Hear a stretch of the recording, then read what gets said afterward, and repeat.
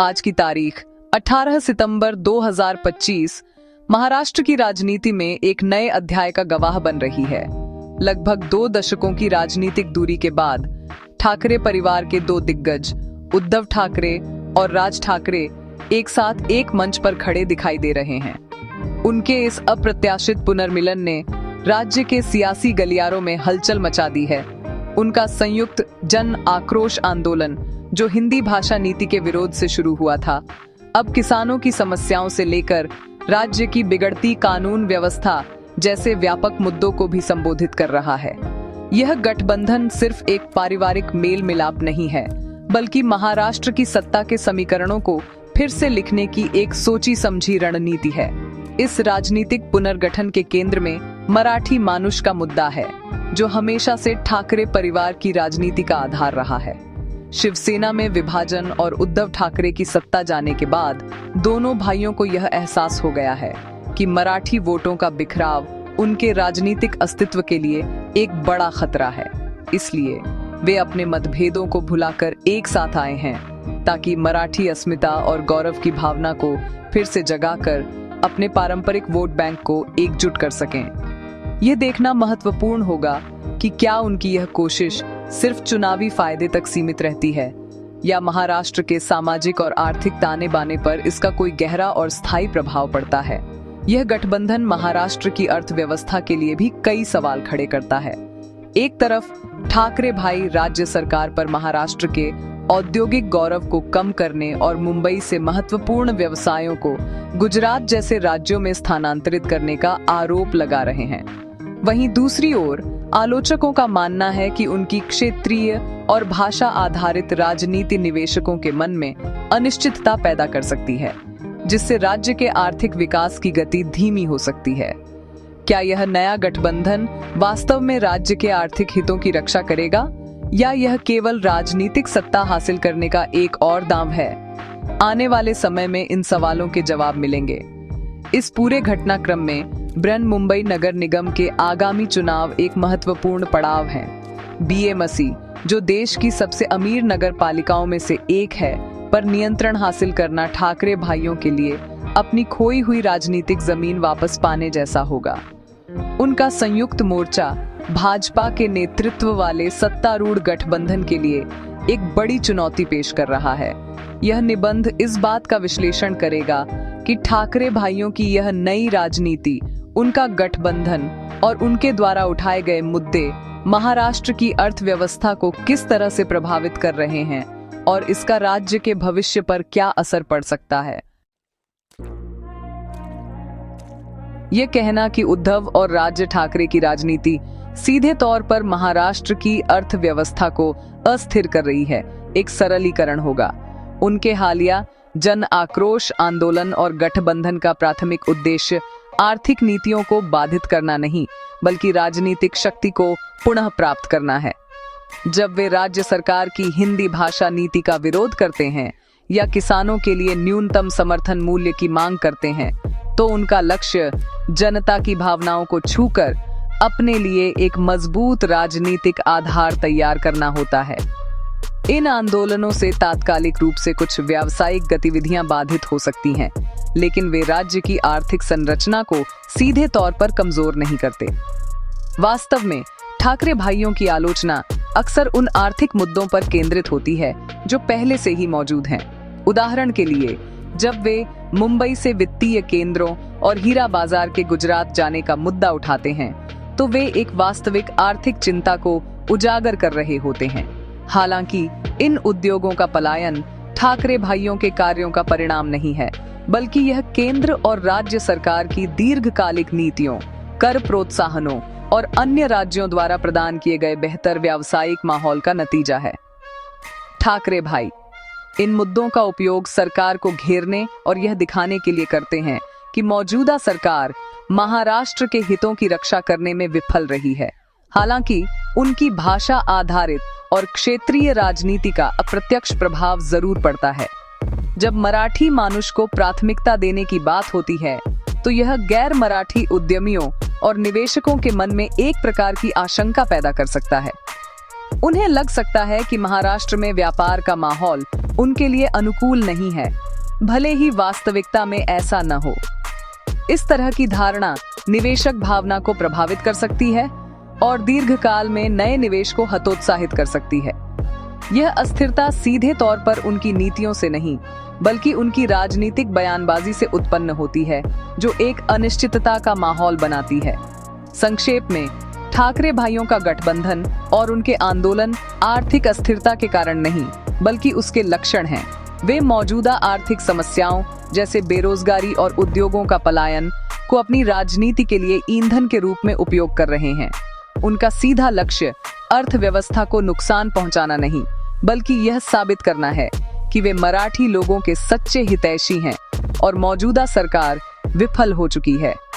असली आर्थिक प्रभाव सरकार की नीतियों की स्थिरता या अस्थिरता, निवेश के माहौल और शासन की गुणवत्ता पर निर्भर करता है, न कि केवल विपक्षी दलों के विरोध प्रदर्शनों पर। महाराष्ट्र की राजनीति में मराठी अस्मिता या मराठी गौरव का मुद्दा हमेशा से एक शक्तिशाली हथियार रहा है और ठाकरे परिवार ने दशकों तक इसका सफलतापूर्वक उपयोग किया है। हाल ही में जब राज्य सरकार ने स्कूलों में हिंदी को एक अनिवार्य विषय बनाने का प्रस्ताव रखा, तो उद्धव और राज ठाकरे को अपने बिखरे हुए वोट बैंक को एकजुट करने का एक सुनहरा अवसर मिल गया। उन्होंने इसे मराठी भाषा और संस्कृति पर एक हमले के रूप में प्रस्तुत किया। जून और जुलाई 2025 में हुए बड़े पैमाने पर विरोध प्रदर्शन, जिसमें दोनों भाइयों ने अलग अलग लेकिन एक ही उद्देश्य के साथ मार्च निकाला, ने सरकार पर इतना दबाव डाला कि उसे अपना फैसला वापस लेना पड़ा। यह घटना दिखाती है कि भाषा का मुद्दा आज भी कितना संवेदनशील है। ये भाषा विवाद केवल सांस्कृतिक पहचान तक सीमित नहीं है, इसका गहरा राजनीतिक और चुनावी महत्व है। शिवसेना के विभाजन के बाद पारंपरिक मराठी वोट बैंक उद्धव ठाकरे, एकनाथ शिंदे और राज ठाकरे के बीच बंट गया था। इस बिखराव का सीधा फायदा भाजपा को मिल रहा था। हिंदी भाषा नीति के विरोध ने दोनों ठाकरे भाइयों को एक साझा दुश्मन के खिलाफ एक मंच पर ला दिया। इस रणनीति का उद्देश्य उन मराठी मतदाताओं को एक स्पष्ट संदेश देना था जो महसूस करते हैं कि उनकी पहचान और भाषा खतरे में है। वे यह दिखाना चाहते हैं कि केवल वे ही मराठी मानुष के सच्चे रक्षक हैं। हालांकि यह रणनीति दो-धारी तलवार भी है। मुंबई जैसे महानगरीय शहर में मराठी भाषी आबादी अब कुल जनसंख्या का लगभग 38% ही रह गई है। इसका मतलब है कि केवल मराठी गौरव के नारे पर चुनाव जीतना अब पहले जैसा आसान नहीं है। सत्ता में आने के लिए किसी भी गठबंधन को उत्तर भारतीय, गुजराती और अन्य समुदायों सहित गैर मराठी मतदाताओं का भी समर्थन हासिल करना होगा। ठाकरे भाइयों की कट्टर क्षेत्रीय राजनीति इन समुदायों को उनसे दूर कर सकती है और उन्हें भाजपा जैसे विकल्पों की ओर धकेल सकती है, जो एक अधिक समावेशी दृष्टिकोण का दावा करती है। इसलिए ठाकरे भाइयों का गठबंधन मराठी वोटों को मजबूत करने और अपनी राजनीतिक प्रासंगिकता बनाए रखने की एक सोची समझी कोशिश है। भाषा विवाद ने उन्हें एक भावनात्मक मुद्दा प्रदान किया है, जिसके चारों ओर वे अपने समर्थकों को लामबंद कर सकते हैं। हालांकि उनकी सफलता इस बात पर निर्भर करेगी कि क्या वे केवल भावनात्मक अपील से आगे बढ़कर सड़क, पानी और रोजगार जैसे ठोस नागरिक मुद्दों पर भी ध्यान केंद्रित कर पाते हैं। मतदाता अब पहले से कहीं अधिक जागरूक हैं और वे केवल नारों के बजाय वास्तविक काम देखना चाहते हैं। बृहन्मुंबई नगर निगम पर नियंत्रण हासिल करना ठाकरे भाइयों के गठबंधन के लिए राजनीतिक अस्तित्व की लड़ाई से कम नहीं है। बीएमसी सिर्फ एक स्थानीय निकाय नहीं है, यह हजारों करोड़ के बजट वाली एक शक्तिशाली संस्था है जिसका नियंत्रण मुंबई शहर के हर पहलू पर प्रभाव डालता है। दशकों तक शिवसेना का बीएमसी पर दबदबा रहा है और यह उनकी राजनीतिक और वित्तीय शक्ति का एक प्रमुख स्रोत था। उद्धव ठाकरे के मुख्यमंत्री पद से हटने और शिवसेना के विभाजन के बाद बीएमसी पर नियंत्रण खोना उनके लिए एक बहुत बड़ा झटका होगा। इसीलिए राज ठाकरे के साथ उनका गठबंधन मुख्य रूप से बीएमसी चुनावों पर केंद्रित है। ठाकरे भाइयों का मानना है कि यदि वे मिलकर बीएमसी चुनाव लड़ते हैं तो वे मराठी वोटों के विभाजन को रोक सकते हैं, जो पिछले कुछ चुनावों में उनकी हार का एक बड़ा कारण रहा है। उनकी रणनीति सरल है, मराठी अस्मिता के मुद्दे को उठाकर भावनात्मक अपील करना और भाजपा शिंदे सरकार को मुंबई के हितों के खिलाफ काम करने वाली ताकत के रूप में चित्रित करना। वे मुंबई से उद्योगों के पलायन और शहर के बुनियादी ढांचे की समस्याओं जैसे मुद्दों को उठाकर यह साबित करना चाहते हैं कि केवल वे ही मुंबई की देखभाल कर सकते हैं। बीएमसी चुनाव उनके गठबंधन की पहली और सबसे बड़ी परीक्षा होगी। हालांकि यह राह आसान नहीं है। भाजपा, जो अब केंद्र और राज्य दोनों में सत्ता में है, बीएमसी पर कब्जा करने के लिए अपनी पूरी ताकत लगा रही है। वे गैर मराठी वोटों को एकजुट करने के साथ साथ विकास और एक स्थिर सरकार के वादे पर ध्यान केंद्रित कर रहे हैं। इसके अलावा बेस्ट सहकारी आंड समिति जैसे हालिया छोटे चुनावों में ठाकरे भाइयों के संयुक्त मोर्चे की विफलता ने उनकी संगठनात्मक क्षमता पर सवाल खड़े कर दिए हैं। यह दर्शाता है कि केवल एक साथ मंच पर आने से जीत सुनिश्चित नहीं हो जाती। जमीनी स्तर पर एक मजबूत कैडर और प्रभावी अभियान रणनीति की भी आवश्यकता होती है। अंततः बीएमसी चुनाव मुंबई के मतदाताओं के लिए एक महत्वपूर्ण निर्णय होगा।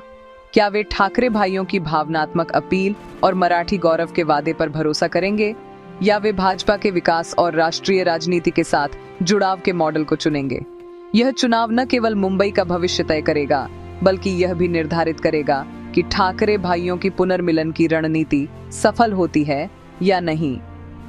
यदि वे बीएमसी जीतने में सफल रहते हैं तो यह महाराष्ट्र की राजनीति में उनकी शानदार वापसी होगी, लेकिन यदि वे हार जाते हैं तो उनके राजनीतिक भविष्य पर गंभीर प्रश्न चिन्ह लग जाएगा।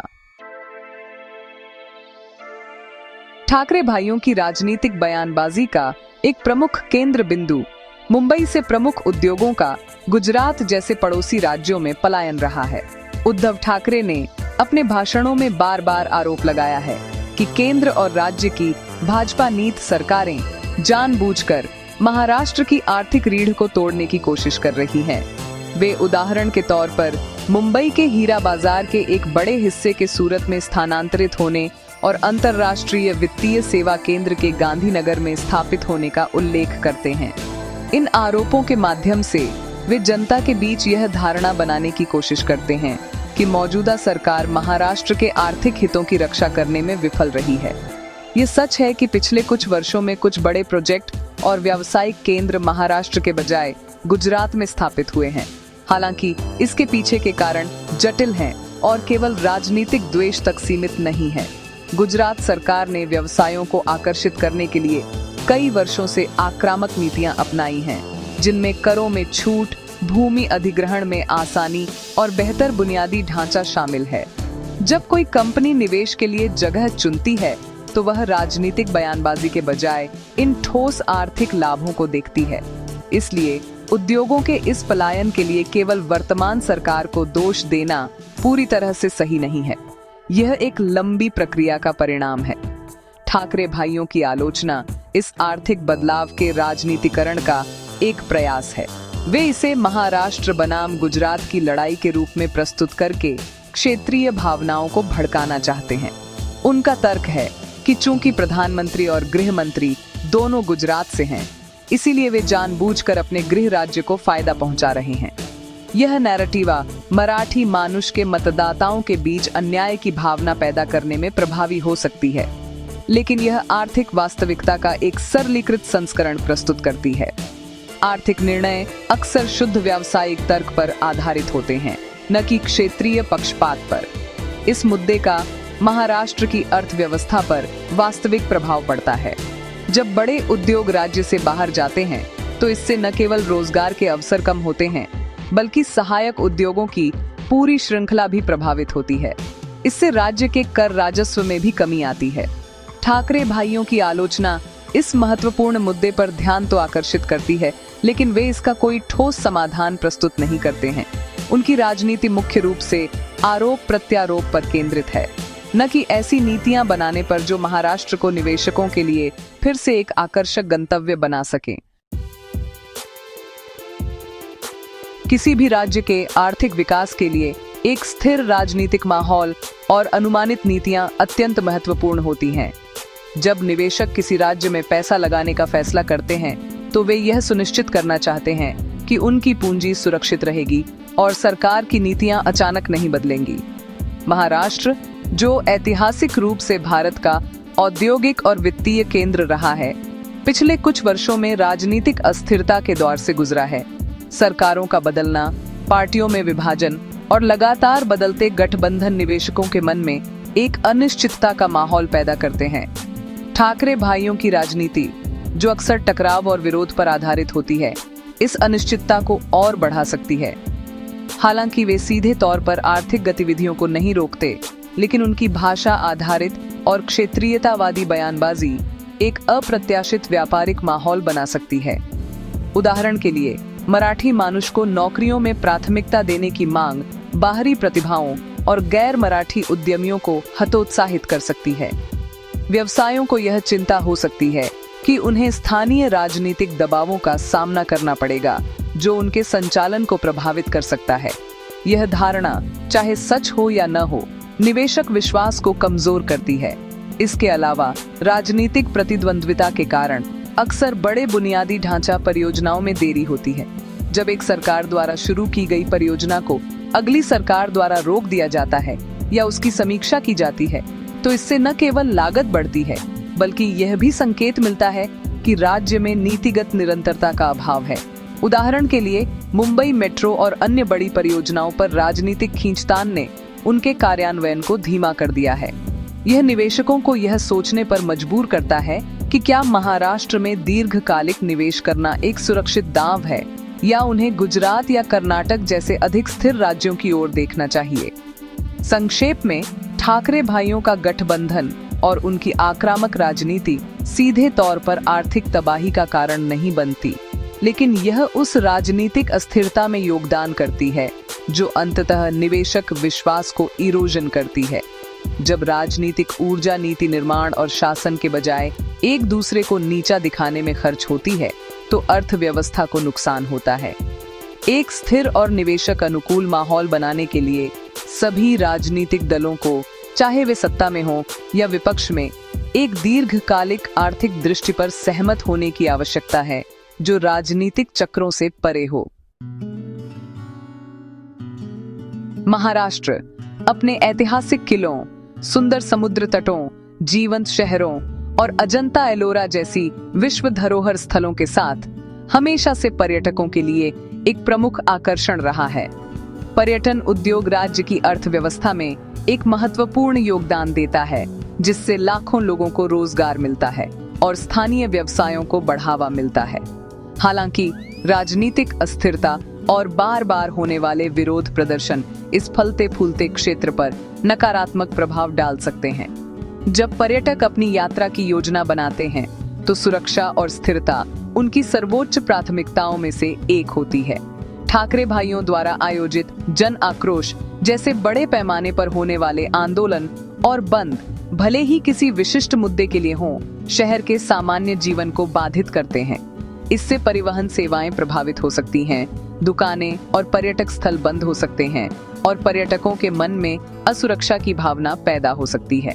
यदि किसी शहर या राज्य की छवि लगातार राजनीतिक संघर्ष और विरोध प्रदर्शनों से जुड़ी हो, तो पर्यटक दूसरे अधिक शांतिपूर्ण स्थलों को चुनना पसंद कर सकते हैं। यह प्रभाव तत्काल और सीधा होता है, जिससे होटल, रेस्तरां और टूर ऑपरेटरों को तत्काल राजस्व का नुकसान होता है। इसके अलावा भाषा और क्षेत्र पर आधारित राजनीतिक बयानबाजी भी पर्यटन की छवि को नुकसान पहुंचा सकती है। जब बाहरी लोगों के खिलाफ बयान दिए जाते हैं, तो यह संदेश जा सकता है कि राज्य सभी का स्वागत नहीं करता है।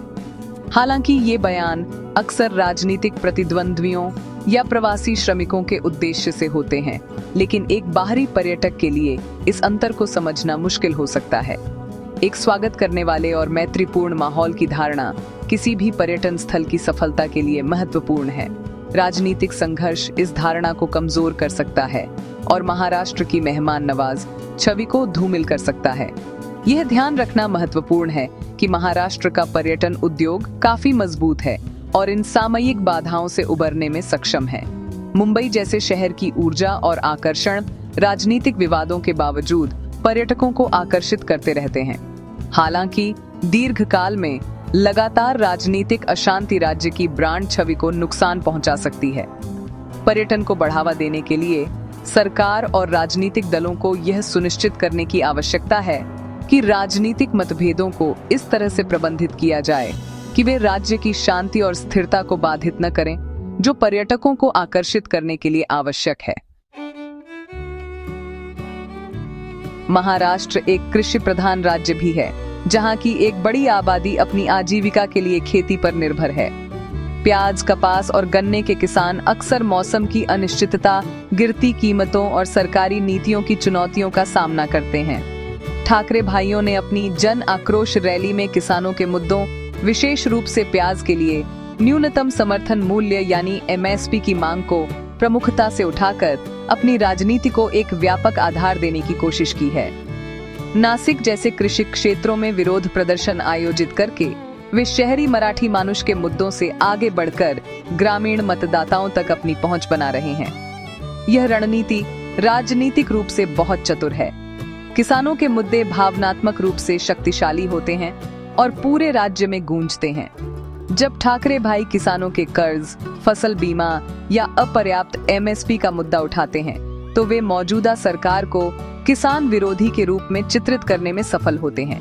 यह उन्हें केवल मुंबई केंद्रित पार्टी होने की छवि से बाहर निकलने में मदद करता है और उन्हें पूरे महाराष्ट्र के नेता के रूप में प्रस्तुत करता है। किसानों की समस्याओं को अपनी राजनीतिक लड़ाई का हिस्सा बनाकर वे एक बड़े और प्रभावशाली वोट बैंक को अपनी ओर आकर्षित करने की कोशिश कर रहे हैं।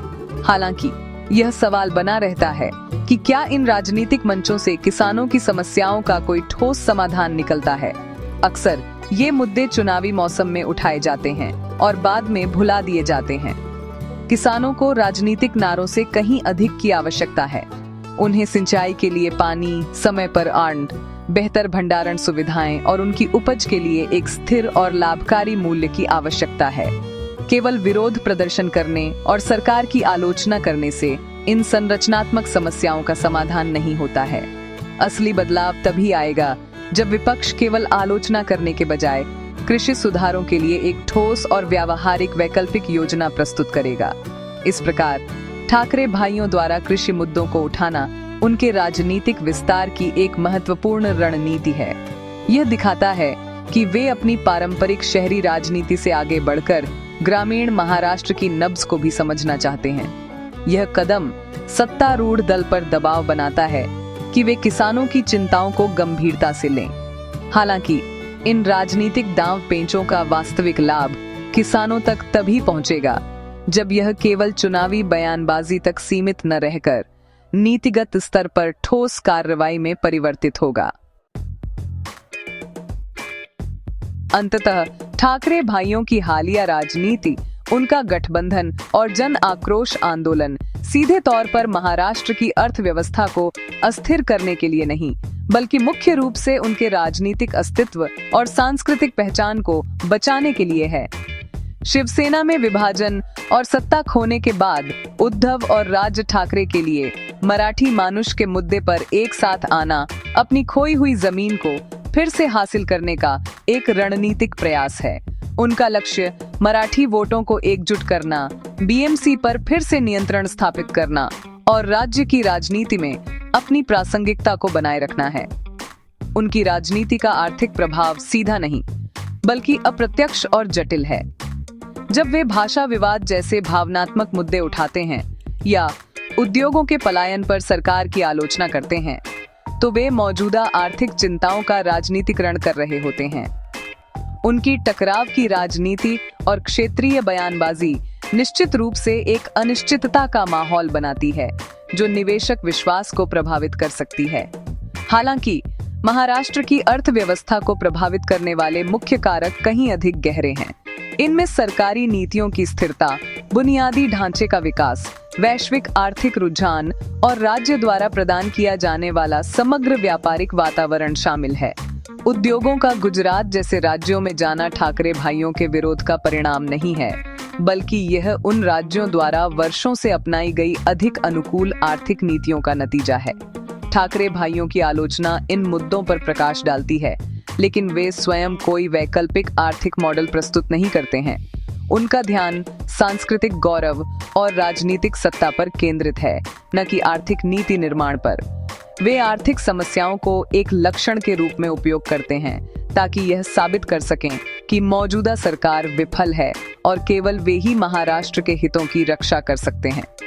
इसलिए यह निष्कर्ष निकालना उचित है कि महाराष्ट्र की आर्थिक दिशा मुख्य रूप से सरकार की नीतियों और शासन की स्थिरता से तय होती है, न कि विपक्षी दलों के आंदोलनों से। ठाकरे भाइयों की राजनीति राज्य के सामाजिक ताने बाने को प्रभावित कर सकती है और राजनीतिक ध्रुवीकरण को बढ़ा सकती है, लेकिन आर्थिक अस्थिरता का असली कारण नीतिगत अनिश्चितता, चुनावी दांवपेंच और शासन में निरंतरता की कमी में निहित है। ठाकरे भाइयों की लड़ाई आर्थिक नहीं, बल्कि अपने राजनीतिक वजूद को बचाने और महाराष्ट्र की सांस्कृतिक पहचान के स्वघोषित संरक्षक के रूप में अपनी भूमिका को फिर से स्थापित करने की है।